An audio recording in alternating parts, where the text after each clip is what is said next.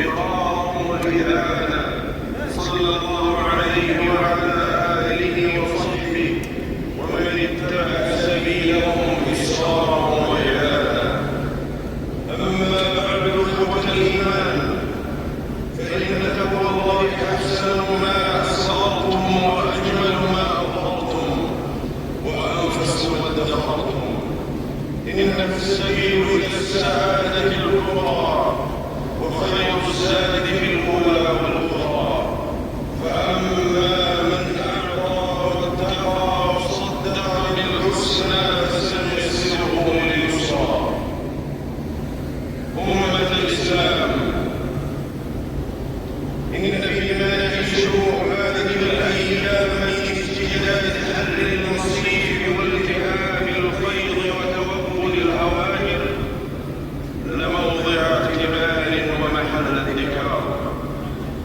يستيقظ المؤمن إلى التفكر في ربوبية الله وقدرته، ويذكر بسننه في كونه وخلقته، فإن ذلك من دلائل ربوبية الله سبحانه. فهو الذي يقلب الأيام والشهور ويطوي الأعوام والدهور، وهو المدبر لبريته والمتصرف في خليقته. قال جل شأنه: قل أرأيتم إن جعل الله عليكم الليل سرمدا إلى يوم القيامة من إله غير الله يأتيكم بضياء أفلا تسمعون. قل أرأيتم إن جعل الله عليكم النهار سرمدا إلى يوم القيامة من إله غير الله يأتيكم بليل تسكنون فيه أفلا تبصرون.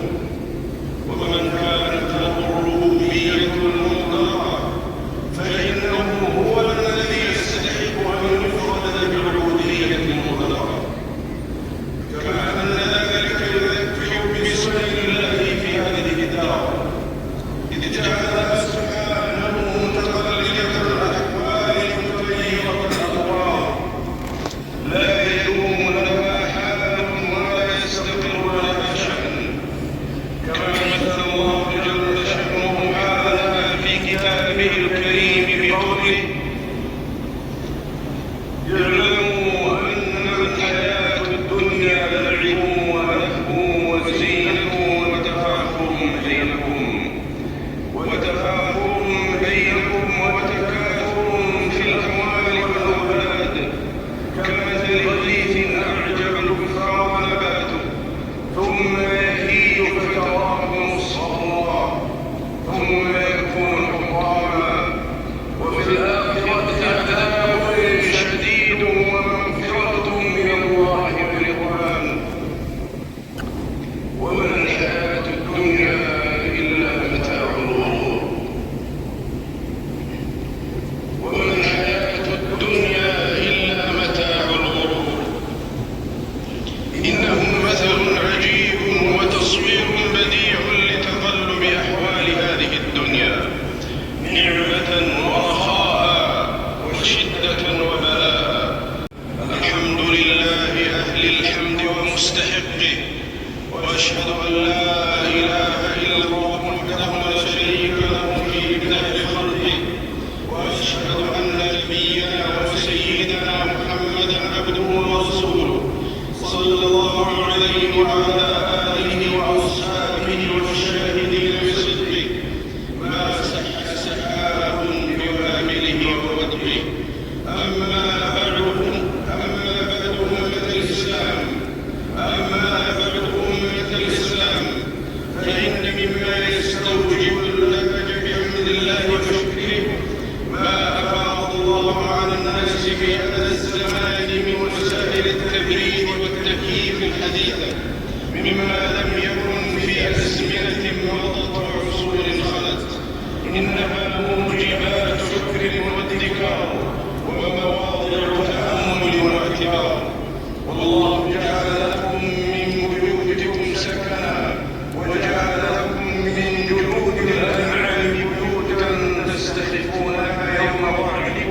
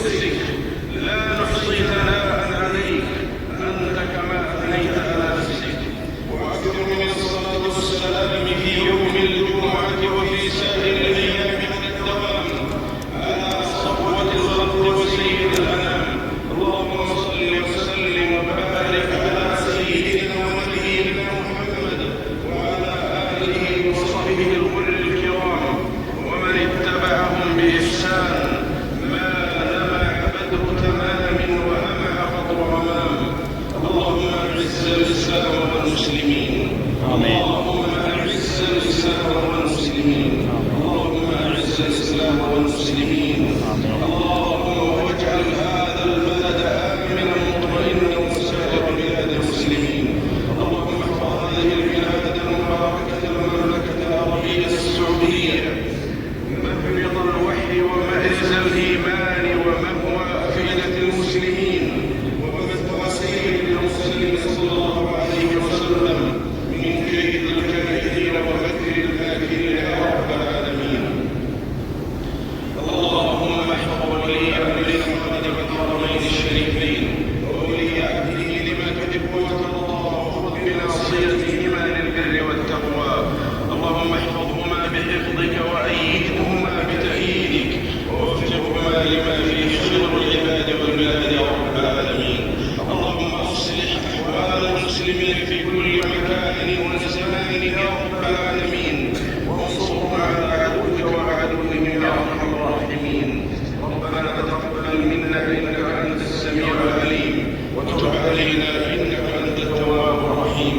عباد الله استعينوا فوق ربكم بشكره واحفظوا نعمته باتباع أمره. سبحان ربنا رب العزة عما يصفون وسلام على المرسلين.